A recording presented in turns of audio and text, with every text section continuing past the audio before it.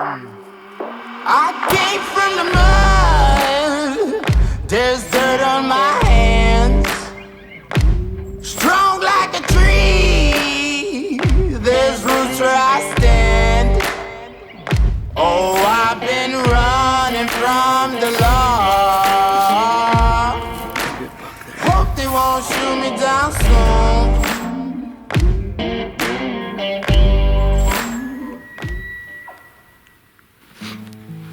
What do? You got a bull down? You want to add some reels into your setup? Rake some stuff.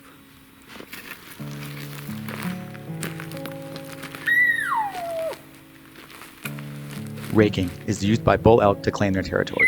Not only are they making an immediate presence by announcing themselves with the sound of thrashing brush, they are also leaving a longer lasting presence in the form of scent left behind on the vegetation.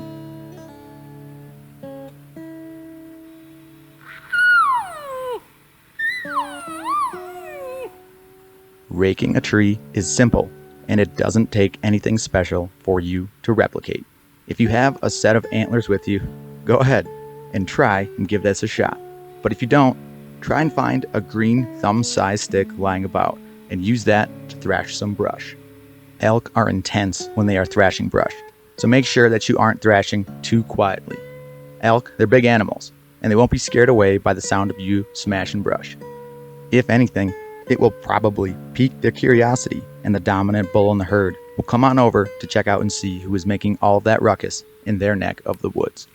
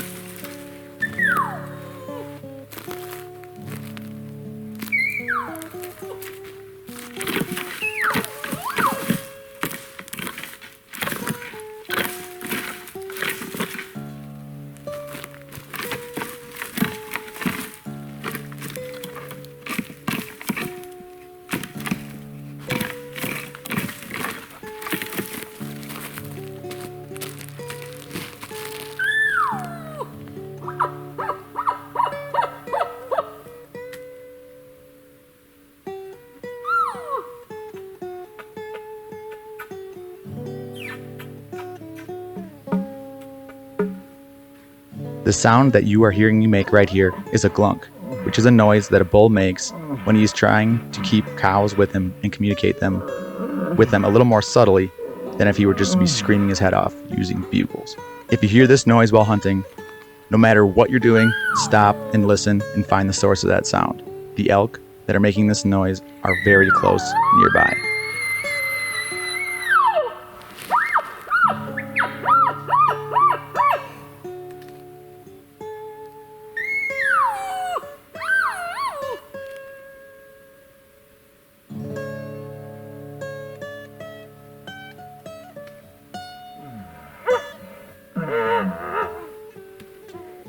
That was an example of a hyper-aggressive calling sequence.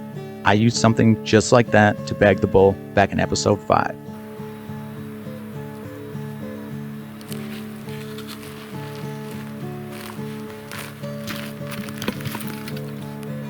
Guess maybe they're not the secret weapon.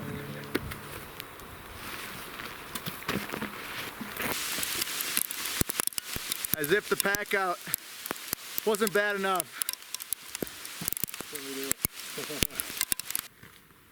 There is something mystical about spotting the salvation of a truck bed after having packed a full load of meat across multiple miles of blow-down timber in the backcountry of a Colorado wilderness. We leave the mountain, go get some fresh ice for the coolers. The next morning, we are back after it again. We hike up towards the camp once more, while hunting our way all the way back. You never know where the elk are going to be.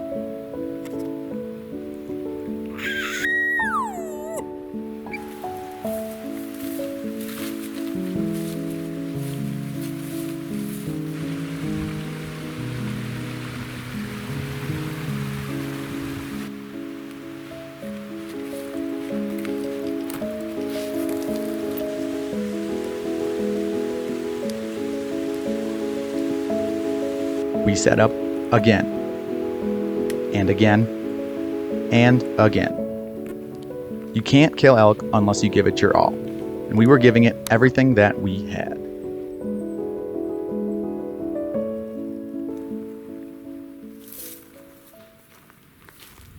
And before too long, we are back in the elk action, as we have a bull responding to our calling sequence.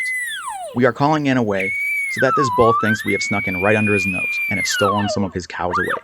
Hopefully, he gets jealous enough that he will turn back around and try and fight us.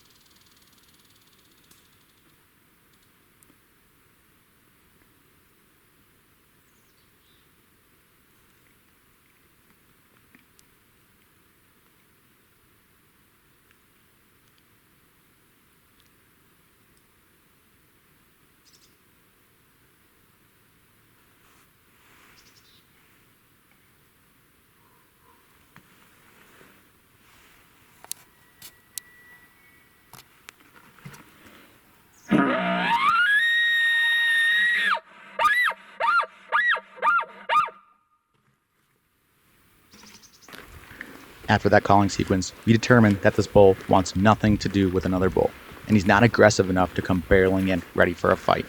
In fact, he's doing the exact opposite. He is rounding up his cows, and he is driving them in the opposite direction from us. So we chase after him, and end up closing the gap to a distance that is close enough to hopefully get that bull fired up again. We set up and begin calling once more.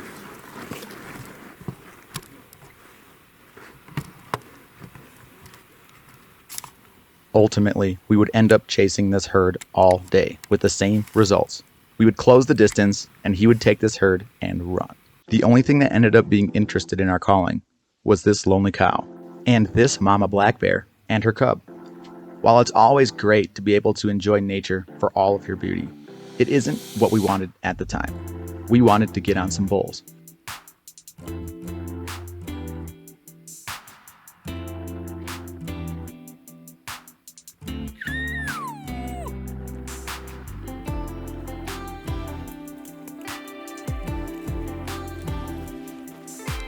We end up relocating due to some extreme hunter pressure in the area. A bunch of guys saw us bringing that bull back to the trailhead, and they decided to come and crash our party. After watching group after group of muzzleloader hunters come barreling through our setups, we decided that it was time to relocate. This extreme hunter pressure is making it difficult to get an elk comfortable enough to come into one of our setups. The next morning, we trialed an area that earlier in the year we had spotted a herd of cows on, as well as the area that Mercedes and I had kicked the bedded bull out from back in episode 1 during opening weekend. We set up and call, but the theme of the story didn't change. Setup after setup after setup, no action, except for some very distant bugling of other hunters who think that they can call elk down to the roadside about 1,500 feet below us.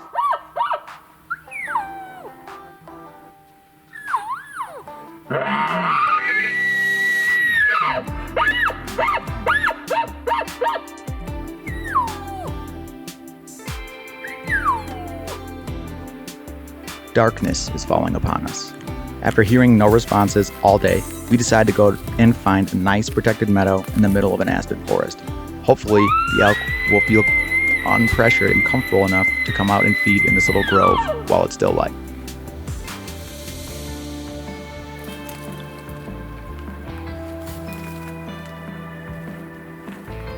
We decide to sit here until dark and ambush anything that comes out for a bite to eat. And we aren't the only ones with this plan. We set up on the downwind side of this meadow, as the evening thermals have shifted, and we don't want to get busted before we even lay eyes on an elk. Fortunately, we don't have to wait too long, as in no time, this cow steps out at about 60 yards. We sit as still as possible, hoping to avoid this cow's senses, and hoping that a legal bull is going to follow her out into the meadow.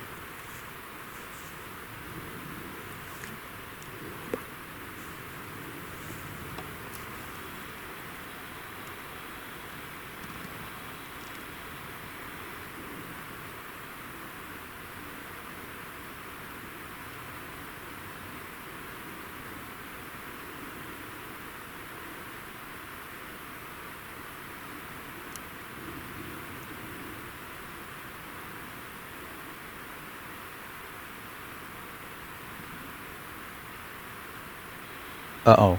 This cow spots Trevor as he was double checking the yardage on this cow. He wanted to be ready and have his sights set up in case a bull walked out near her in that meadow. But now she's on to us.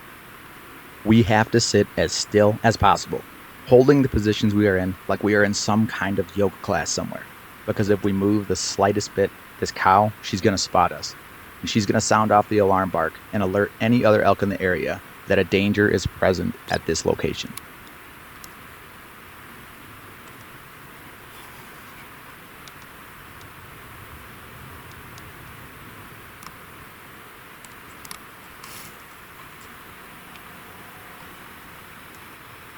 After holding that position for what seemed to be an eternity, it appears as though we have beaten her and her senses. It looks like she's going back to her normal business.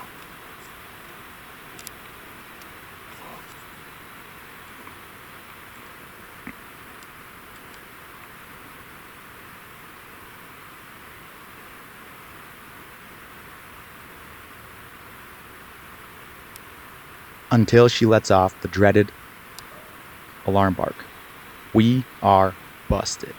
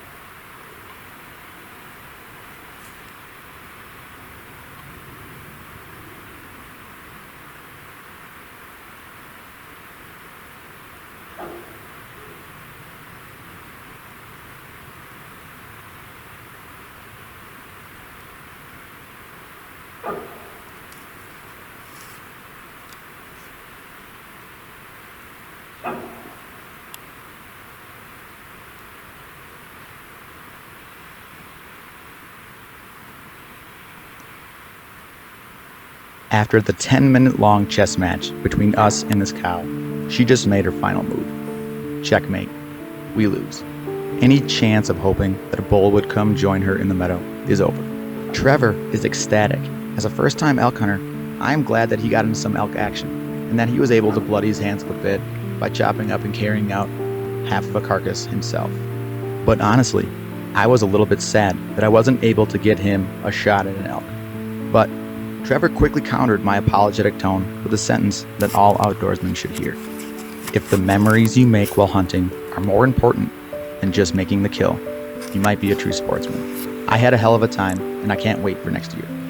Well, Trevor, before you know it, next year, it'll be here soon, and we'll be back at it for another hunt in the Colorado wilderness. Until next time.